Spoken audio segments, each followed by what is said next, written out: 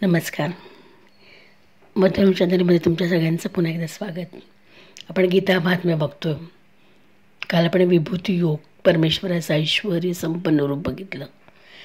आज 11वा अध्याय, त्याच्यामध्ये विश्वरूप दर्शन परमेश्वराचं आपल्याला बघायला मिळणार आहे. म्हणजे भगवद्गीतेमधला भक्तिमार्गाचा अध्याय क्रमांक 7 ते 12 आपण म्हणतो की भक्तिमार्ग गीतेमध्ये सांगितलेला हा कर्माचा त्याग करायला सांगत नाही आहे, तर कर्माचा योग करायला सांगतो. म्हणजे तो कर्मत्यागपर नाही आहे, तर तो कर्म योगपर आहे. म्हणजे समत्व साधणार आहे.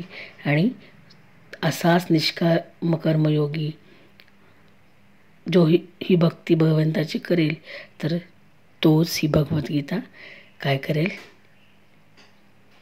भगवद्गीतेची शिकवण साध्य करेल असं म्हणता येईल. तसं एक आत्तापर्यंत 11 अध्याय आपण बघितले, तर थोडंसं त्याच्यामधलं काय आपल्याला सांगितलं भगवद्गीतेने त्याचा विचार डोक्यात थोडाच झाला. या विश्वरूप दर्शनामध्ये या अध्यायामध्ये श्रीकृष्णाला अर्जुन म्हणतोय की भूतांचा उत्पत्ती नाश तुझ्याकडून विस्ताराने श्रविले, तुझे अपार महात्म्य मी ऐकले एकाग्रपणे, तुझे स्वरूप तू वर्णिले तैसेची असे ईश्वरी रूपाचे दर्शन व्हावे ते मज आता. म्हणजे की मागच्या अध्यायात ऐश्वर्य संपन्न रूप वर्णन केलं होतं परमेश्वराने, स्वतःचं ऐश्वर्य सांगितलेलं होतं, विभूती आपण बघितल्या. त्याच्या आधीच्या अध्यायामध्ये सुद्धा परमेश्वराचं रूप कसं आहे, तर हे नकळतपणे त्याचं दर्शन श्रीकृष्णाला झालं होतं. आणि आता या अध्यायामध्ये श्रीकृष्णाला अर्जुन म्हणतोय की तू सगळ्या भूतांचा उत्पत्ती नाश आहेस हे सांगितलंस, तुझं अपार महात्म्य मी ऐकलं आणि तुझं स्वरूप मी वर्णिलं बघितलं मनाने, पण मग ते मला आता त्याचं साक्षात्कार घडू दे किंवा तुझ्या ईश्वर रूपाचं मला दर्शन होऊ दे. असंच या अध्यायाचं थोडंसं सुरुवात सांगता येईल. या अध्यात्मात जसं आपण म्हणतो की अध्यात्माचं रहस्य भगवंतानी उलगडत अर्जुनाची मूढावस्था इथे भगवंत दूर करत गेला. आणि तेव्हा भगवंतानं आपले दिव्य स्वरूप जेव्हा अर्जुनाने पाहण्याची इच्छा व्यक्त केली, तेव्हा ते दाखवण्याचा इथे प्रयत्न केला असंही म्हणता येईल. म्हणजे सर्वसृष्टीमध्ये ईश्वर भरून व्यापलेला आहे हे 10व्या अध्यायामध्ये आपण सांगितलं. तर मागचे स्वरूप मग त्याचे स्वरूप कसे असेल किंवा त्यामागचे स्वरूप कसे असेल असा प्रश्न मनामध्ये आपला येणं शक्य आहे. म्हणून या अध्यायात परमेश्वरानं आपलं विश्वरूप दर्शन घडवलं. 10व्या अध्यायात अर्जुनानं भगवंताच्या विभूतींचं वर्णन ऐकलं, पण नुसतं ऐकून समाधान थोडेच होणार. डोळ्यानं पाहिलं ऐकलं की ते ज्ञान आपलं स्वतःचं होतं असं म्हणतात. म्हणून अर्जुन कृष्णाला ज्ञानशक्ती आणि ऐश्वर्य तेज यांनी युक्त असं तुझं विराट रूप मला दाखव असं सांगतोय. मग यावर परमेश्वर म्हणले असतील, माझे शेकडो सहस्त्र रूपे नाना प्रकारचे दिव्य नाना वर्णांची मम स्वरूपी विश्व गेले भरूने. आदित्य वसु रुद्र मरुद अश्विनी बहु पूर्वी न पाहिलेली आश्चर्ये घे पाहुनी तू अर्जुन, रूप माझे वर्णावया वेदही कंठित, रूप माझे पाहण्यास आयुष्य नाही पुरत, मम रूपाचा ब्रह्मदेवासही नाही लागत अंत, माझी अनेक रूपे पहा तू विश्वरूपात. म्हणजे अर्जुनाच्या या प्रश्नाला उत्तर दिले परमेश्वराने. असं आपण माझ्या भाषेत मी थोडंसं बोलले की विश्वरूप दर्शन त्यांनी दाखवलं आणि माझी अनेक रूपे पहा विश्वरूपात. अर्जुन याशी देहा याशी डोळा या विश्वरूपाचे दर्शन घेतो. आता विश्वरूप दर्शनामध्ये काय काय दिसलं याचं वर्णन या भगवद्गीतेच्या अध्यायामध्ये आपल्याला बघायला मिळतं 11व्या.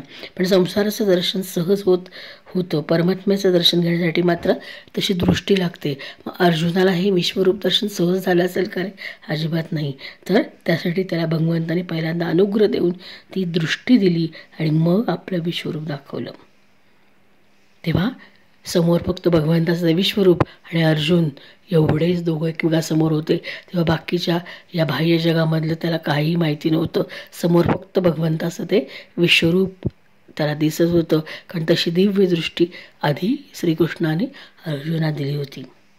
सौम्य शांत रूपाबरोबरच आपली प्रलयकाली रूपही त्याला दाखवली. जेव्हा भगवंत म्हणाला मी काळ आहे, जेव्हा काळाचं रूप त्याचं समोर आलं, तेव्हा अर्जुन थोडासा घाबरला आणि बोलून गेला की तू जर काळ आहेस तर तू हे विश्वरूप दर्शन स्वतःच दाखवतोयस, मग तुझ्या अशा विश्वरूप स्थितीमध्ये विनाशाकडे का बरं तू येतोयस? उत्पत्ती स्थिती लय सगळं छान चालू असताना हा संहार का तुला कवर असं वाटतं, तू काळाचं रूप का दाखवतोस, या अर्जुनाच्या प्रश्नावर श्रीकृष्ण म्हणतात, हा तुमच्या दोन्ही सैन्यापुरताच माझा हा काळाचं रूप मर्यादित आहे. कारण युद्धामध्ये संहार होणार, सकारात्मक नकारात्मक अशा दोन्ही गोष्टी घडणार.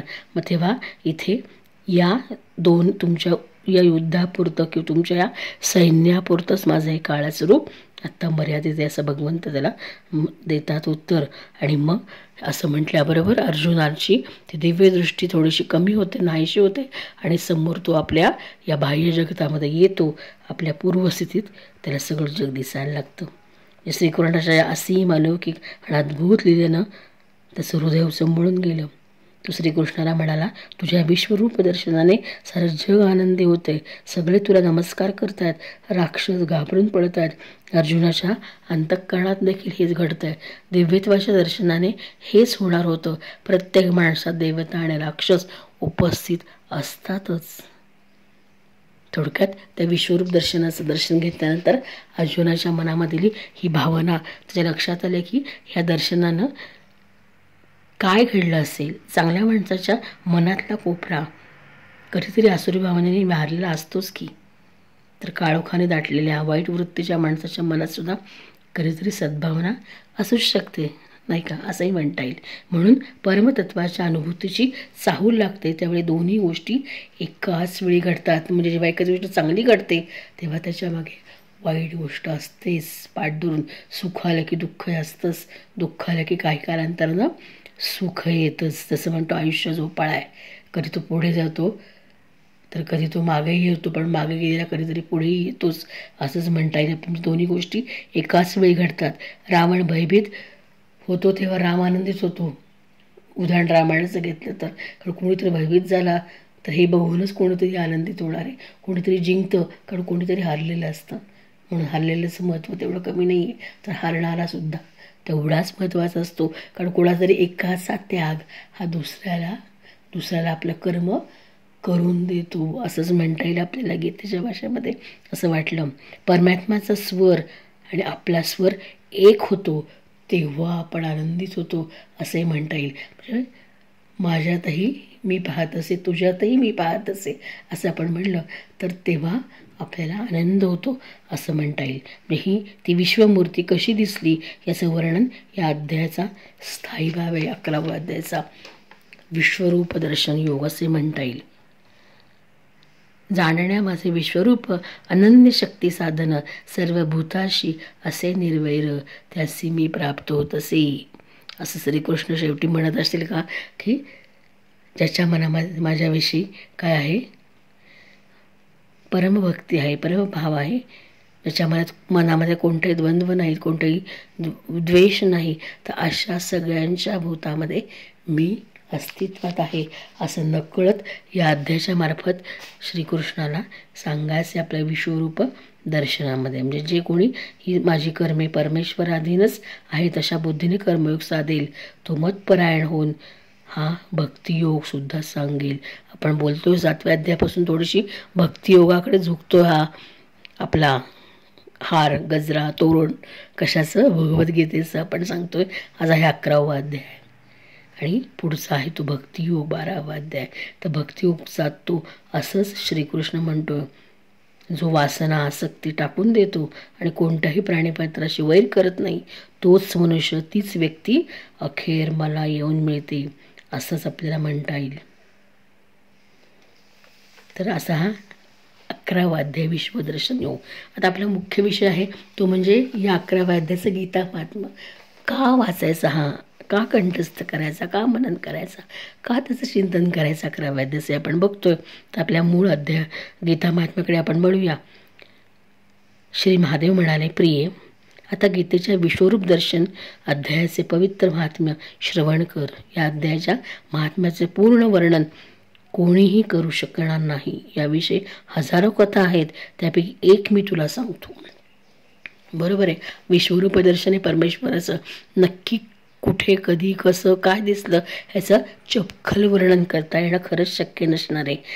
प्रणिता नदीच्या तीरावर मेघंकर नावाचे एक अतिशय प्रसिद्ध शहर आहे. तसे तट आणि गोपुरे पुष्कळ उंच आहेत.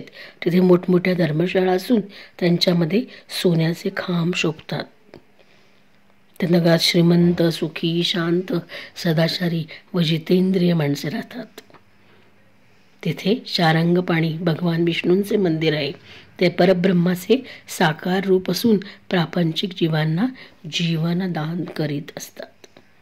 त्यांच्या गौरवपूर्ण मूर्तीकडे श्री लक्ष्मी अनिमिष नेत्रांनी पाहत असते. ही मूर्ती वामन अवतारा रूपातील आहे. तिचा रंग मेघासारखा सावळा असून आकृती कोमल आहे. वक्षस्थळावर श्रीवत्स चिन्ह असून गळ्यात वनमाला आहे. त्यांच्या श्रीविग्रहावर अनेक अलंकार घातलेले असल्यामुळे ते रत्नयुक्त समुद्रासारखे वाटतात. त्यांनी पितांबर परिधान केल्यामुळे विजेने वेढलेल्या काळ्या ढगासारखे ते शोभतात. त्या भगवान वामनांच्या दर्शनानं जीव जन्म मरणरूपी संसार बंधनातून मुक्त होतात. कोणाचं वर्णन करतायत, कोणाचं वर्णन चाललं आहे तर याच्यामध्ये असणाऱ्या कुठल्या प्रणिता नदीच्या तीरावर मेघंकर नावाचं एक शहर आहे आणि त्याच्यामध्ये असलेल्या शारंगपाणी भगवान श्रीकृष्णांचं जे वर्णन आहे त्याचं परब्रह्माचं ते साकार रूप कसं आहे याचं वर्णन चालू आहे. त्या नगरात मेखला नावाचे श्रेष्ठ तीर्थ असून त्यात स्नान केल्याने मनुष्य शाश्वत वैकुंठ धामाला जातो. तसेच जगन्नाथ करुणासागर भगवान श्री नरसिंहाचे दर्शन झाल्यामुळे मनुष्य 7 जन्मी केलेल्या भयंकर पापातून मुक्त होतो. बघा, पापमुक्ती मोक्ष प्राप्ती यासाठीच भगवद्गीतेचा हा सगळा अट्टहास आहे. मनुष्य मेखला तीर्थावर असलेल्या श्रीकृष्णांचं दर्शन घेतो, श्री गणेशाचे दर्शन घेतो. तो नेहमी मोठमोठ्या संकटातून पार होतो. त्या नगरात एक श्रेष्ठ ब्राह्मण होता. तो ब्रह्मचारी, मी माझेपण नसलेला, वेदशास्त्र पारंगत, जितेंद्रिय व भगवान वासुदेवांना अनन्य शरण होता.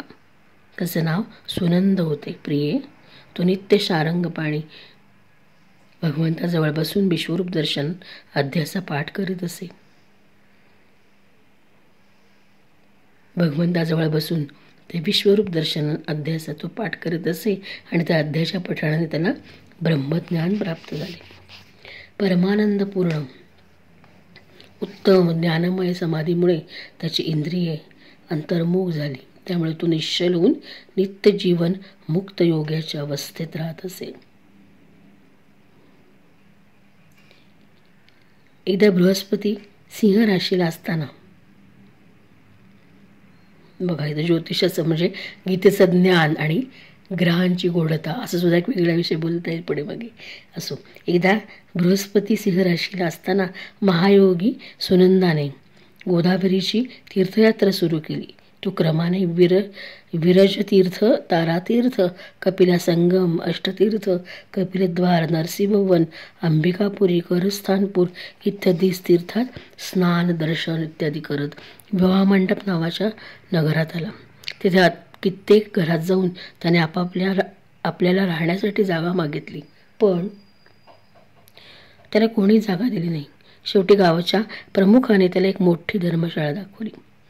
तेव्हा सुनंद आपल्या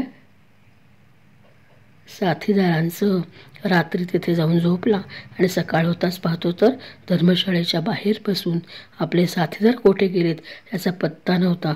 तो त्यांना शोधायला निघाला. तोच गावचा प्रमुख त्याला भेटला आणि तो प्रमुख म्हणाला, महाशय, आपण दीर्घायुष्य दिसता. भाग्यवान व पुण्यवान पुरुषांमध्ये तुम्ही सर्वश्रेष्ठ आहात. तुमच्या ठिकाणी काही अलौकिक सामर्थ्य दिसते. तुमचे साथीदार कुठे गेले व तुम्ही धर्मशाळेतून बाहेर कसे आला याचा शोध घ्या. तुमच्यासमोर मी इतकेच सांगतो की तुमच्यासारखे तपस्वी दुसरा कोणीही मला आजवर आढळला नाही. हे विप्रवर, तुम्हाला कोणता महामंत्र माहीत आहे? कोणती विद्या माहिती आहे तुम्ही जाणता? तसेच कोणत्या देवतेच्या हृदयाने तुमचा ठाई अलौकिक शक्ती निर्माण झाली हे सांगा. मी तुमची सेवा करेन. तुम्ही गावातच राहा, असं तो प्रमुख म्हणाला. इतके बोलून त्या रामप्रमुखाने मुनिश्रेष्ठ सुनंदाला आपल्या गावी ठेवून घेतले. सुनंदला तो मोठ्या भक्तिभावाने रात्रंदिवस त्याची सेवा शुश्रूषा करू लागला. 7-8 दिवसानंतर एके दिवशी सकाळी तो महात्म्यापुढे येऊन गळा काढून रडू लागला. प्रमुख म्हणाला, योगीराज, काल रात्री राक्षसाने मज दुर्दैवाच्या गुणवान व भक्तिमान मुलाला खाऊन टाकले. सुनंदाने विचारले, कोठे आहे तो राक्षस? तुझ्या मुलाला त्याने कसे काय खाल्ले? त्यावेळी प्रमुख म्हणाला, ब्राह्मणा, या नगरात एक अत्यंत भयंकर नरराक्षस राहतो, नरभक्षक राक्षस राहतो. तो दररोज येऊन या नगरातल्या माणसांना खात असे. तेव्हा सर्व नागरिकांनी मिळून त्याला प्रार्थना केली की राक्षसा, तू आम्हा सर्वांना खाण्याऐवजी आमचे रक्षण कर. आम्ही तुझ्या भोजनाची व्यवस्था करतो. इथे बाहेरगावचे जे प्रवासी येऊन झोपतील त्यांना तू खा. अशा रीतीने नागरिकांनी माझ्याकडून या धर्मशाळेत पाठवल्या गेलेल्या वाटसरूंचा आहार राक्षसासाठी निश्चित केला. स्वतःचे प्राण वाचवण्यासाठी आम्हाला असे करावे लागले. आपण इतर साथीदारांचा या घरात येऊन झोपला होता तेव्हा राक्षसाने त्या सर्वांना खाल्ले. फक्त तुम्हाला तो खाऊ शकला नाही. हे द्विजश्रेष्ठ, याचे रहस्य काय हे तुम्हालाच माहीत. बघा, आज माझ्या मुलाचा एक मित्र आला होता, परंतु मला हे माहीत नव्हते. त्यामुळे इतर वाटसरूंबरोबर मी त्यालाही त्याच धर्मशाळेत पाठवले. जेव्हा माझ्या मुलाला ही हकीकत समजली तेव्हा तो आपल्या अत्यंत प्रिय मित्राला, तो जो होता सुनंद, तर त्या धर्मशाळेतून परत आणण्यासाठी गेला. पण त्याचवेळी तिथे आलेल्या राक्षसाने माझ्या मुलालाही खाल्ले. आज सकाळी मी अत्यंत दुःखी मनानं त्या राक्षसाजवळ जाऊन त्याला विचारले, दुष्टा, तू काल रात्री माझ्या मुलालाही खाल्लेस. तुझ्या पोटात असलेला माझा मुलगा सुखरूप परत येईल असा एखादा उपाय असल्यास मला सांग. राक्षस म्हणाला, हे ग्रामप्रमुख, धर्मशाळेत आलेल्या तुझ्या मुलाला मी न ओळखल्यामुळे इतर वाटसरूंबरोबर खाल्ले, परंतु तो माझ्या पोटात ज्यायोगे जिवंत राहू शकेल असा एक उपाय स्वतः ब्रह्मदेवाने करून ठेवला आहे. तो म्हणजे जो ब्राह्मण नेहमी गीतेच्या 11व्या अध्यायाचा पाठ करतो त्याच्या पुण्य प्रभावाने मला मुक्ती मिळेल व माझ्या उदरात असलेले सगळे पुन्हा जिवंत होतील. येथे असा कोणी ब्राह्मण आहे की तो नित्य गीतेचा 11वा अध्याय म्हणतो आणि अध्यायाच्या 7 आवृत्ती म्हणून त्याने अभिमंत्रित केलेले पाणी माझ्या अंगावर टाकल्यास माझ्या शापातून खात्रीने तुझ्या मुलाची मुक्तता होईल. हे ब्राह्मण, हा राक्षसा निरोप घेऊन मी तुमच्याकडे आलो आहे. ब्राह्मणाने विचारले, अहो ग्रामपाल, जो रात्री झोपलेल्या माणसांना खातो तो कोणत्या पापामुळे राक्षस झाला? ग्रामप्रमुख म्हणाला, ब्राह्मणा, पूर्वी या गावात कोणी एक ब्राह्मण राहत होता. तो शेती करी. एके दिवशी तो शेतीतील मार्गशीर्षात पिकणाऱ्या वाटाण्यांची राखण करीत होता. तेथून जवळच एक गिधाड एका वाटसरूला मारून खात होते. त्याचवेळी एक तपस्वी कुठून तरी आला आणि त्या वाटसरूला वाचवण्याकरता तो लांबून त्या गिधाडाला आकलण्यासाठी त्याच्यावर दगड फेकत होता आणि गिधाड वाटसरूला खाऊन आकाशात ओढून गेल्या. त्यावेळी तिथे आलेला तपस्वी संतापून त्या शेतकऱ्याला म्हणाला की, अरे नीच शेतकऱ्या, तुझा धिक्कार असो. तू उलट्या काळजाचा आहेस. दुसऱ्याला वाचवायचे सोडून तू आपले पोट भरण्याच्या धंद्यात गुंतला आहेस. जो मनुष्य चोर, हिंस्त्र प्राणी, सर्प, शत्रू, वाघ, विष, पाणी, गिधाड, राक्षस, भूत, वेताळ इत्यादींनी गहाळ केलेल्या प्राण्यांना शक्य असून सोडवत नाही त्यांना मारण्याचे पाप लागते. जो समर्थ असूनही चोर इत्यादींच्या तावडीत सापडलेल्या ब्राह्मणाला सोडवण्याचा प्रयत्न करत नाही तो भयंकर नरकात पडतो व नंतर लांडग्याच्या जन्माला जातो. जो वनात मारला जाणारा किंवा गिधाड, वाघ सारख्या प्राण्यांचा शिकार बनतो. सोड म्हणून आरडाओरडा करतो तो परमगतीला प्राप्त होतो. जो मनुष्य गायींना वाचवण्यासाठी वाघ, बिल्ल, दुष्ट, राजे इत्यादीकडून प्रसंगी मरण पावतो, पत्करतो, तो योग्यांनाही दुर्लभ अशा भगवान विष्णूंच्या परमपदाला जातो. म्हणूनच श्रीकृष्ण म्हणतातच, आपण बघितलं, सर्वभूतांशी असे निर्वैर त्याचे मी प्राप्त होत असे.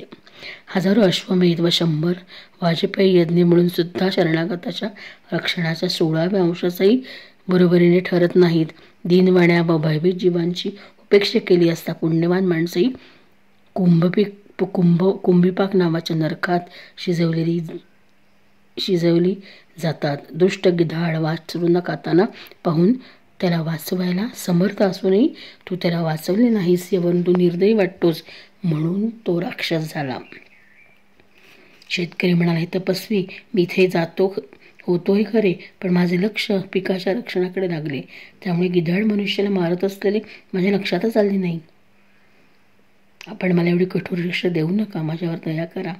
त्यावर तपस्वी तो म्हणाला, ठीक आहे, जो दररोज गीतेचा 11वा अध्याय म्हणतो त्याने त्या अध्यायाने अभिमंत्रित केलेले पाणी तुझ्या मस्तकावर घातले असता तू शापमुक्त होशील. एवढे बोलून तपस्वी निघून गेला आणि तो शेतकरी राक्षस झाला. म्हणून हे द्विजश्रेष्ठ, चला आणि 11व्या अध्यायाने जलाभिमंत्रित करून त्या राक्षसाच्या मस्तकावर तुम्ही शिंपला, म्हणजे माझा मुलगा मुक्त होईल, असं तो ग्रामप्रमुख सांगतोय. ग्रामपालाची ही विनंती ऐकून सुनंदाचे मन करुणाने भरून आले. ठीक आहे असे म्हणून तो त्याच्याबरोबर राक्षसाजवळ आला. त्याने विश्वरूप दर्शन नावाच्या अध्यायाने पाणी अभिमंत्रित करून त्या राक्षसाच्या मस्तकावर ओतले. त्याबरोबर तो शापमुक्त झाला. त्याचा राक्षस देह तेथेच पडला व त्यातून चतुर्भुज रूप असलेला महादेह प्राप्त झाला. इतकेच नव्हे तर त्याने ज्या हजारो पांतस्तांना खाल्ले होते तेही शंख चक्र गदा धारण केलेले चतुर्भुज रूपधारी झाले. नंतर ते सारे विमानावर आरूढ झाले. इतक्यात ग्रामपाल सगळ्यांना मोक्ष मिळाला, मुक्ती मिळाली. इतक्यात ग्रामपाल राक्षसाला म्हणाला, निशाचरा, यातील माझा मुलगा कोणता, तो मला दाखव. त्याबरोबर दिव्य बुद्धीने असणाऱ्या राक्षसाने म्हटले, हा जो तमालपत्रासारखा सावळा, चतुर्भुज, माणकांचा मुकुट घातलेला, दिव्य रत्नजडित कुंडले धारण केलेला, पुष्पहार घातल्यामुळे जसे खांदे सुंदर दिसतात अशा सोनेरी वाजबंद असलेला, कमलनेत्र प्रेमळ दिसणारा, हातात कमळ घेतलेला व दिव्य विमानात बसलेला देवस्वरूप दिसत आहे, तोच तुझा मुलगा समज. हे ऐकताच ग्रामपालाने त्याला आपला मुलगा मानून आपल्या घरी घेऊन जाण्याचे ठरवले. ते पाहून मुलाला हसू आले. मुलगा म्हणाला, ग्रामप्रमुखा, कित्येकदा तूही माझा मुलगा झालेला होतास. यापूर्वी मी तुझा मुलगा होतो, पण आता देव झालो आहे.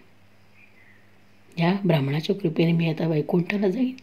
पहा, या राक्षसही चतुर्भुज रूप धारण केलेला झाला आहे. 11व्या अध्यायाच्या प्रभावानं सर्वांच्या समवेत श्री विष्णू धामाला चाललाय तो राक्षस सुद्धा. म्हणून तूही ब्राह्मणांकडून हा 11वा अध्याय शिकून घेऊन नित्य त्याचा जप करीत जा. तुला यशीच उत्तम गती लाभेल. मनुष्यांना सत्संग लाभणं अत्यंत कठीण असतं.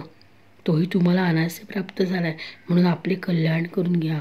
धन, भोग, दान, यज्ञ, तपश्चर्या, पूर्वकर्मे याचा काय उपयोग. विश्वरूप दर्शन अध्यायाच्या पठणानेच परम कल्याणाची प्राप्ती होते. बघा, पूर्णानंदाचा डोह अशा श्रीकृष्ण नावाच्या परब्रह्माच्या मुखातून कुरुक्षेत्रावर त्याचा मित्र असणाऱ्या अर्जुनाला जो अमृतमय उपदेश झाला होता तेच श्री विष्णूंचे खरे स्वरूप होते. तू त्याचेच चिंतन कर. ते मोक्षासाठी दिव्य औषध आहे. संसार भयाने भयभीत झालेल्या माणसाच्या अधिव्याधींचा नाश करणारे, तसेच अनेक जन्मातील दुःखांचा नाश करणारे. मला त्याच्यासारखे दुसरे कोणतेच पुरुषार्थ प्राप्तीचे साधन दिसत नाही. म्हणून त्याचेच पठण मनन कर. भगवान शंकर म्हणाले. महादेव म्हणाला, इतके बोलून तू सर्वांचे श्री विष्णूंच्या परमधामाला निघून गेला. ग्रामपालाने त्या ब्राह्मणाकडून 11व्या अध्यायाचे अध्ययन केले. नंतर ते दोघेही त्यामुळे विष्णुधामाला निघून गेले. हे पार्वती, तुला मी 11व्या अध्यायाच्या महात्म्याची ही कथा सांगितली. ते ऐकल्यानंतरही किंवा नुसत्या ऐकण्यानेही मोठ्या पापांचा नाश होतो.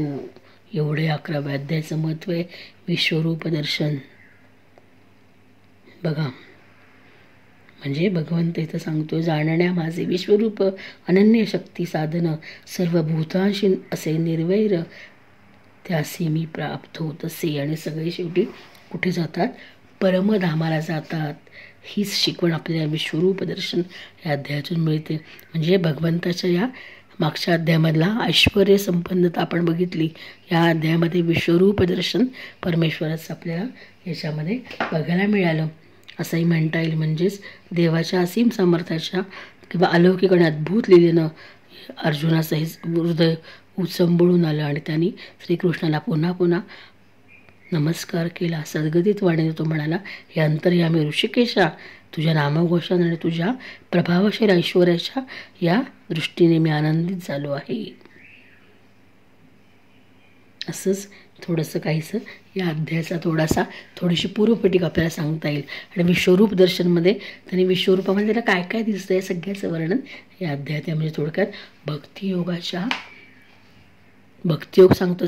नकळ श्रीकृष्ण त्याला भक्तियोगाकडे वळवतोय आणि आता ते विश्वरूप दर्शन दाखवून त्याला परमगती कशी प्राप्त करून द्यायची, परमधामाला कसं न्यायचं याचा एक राजमार्ग आपलं विश्वरूप दर्शन दाखवून श्रीकृष्णाने अर्जुनाला नकळ सांगितला आहे.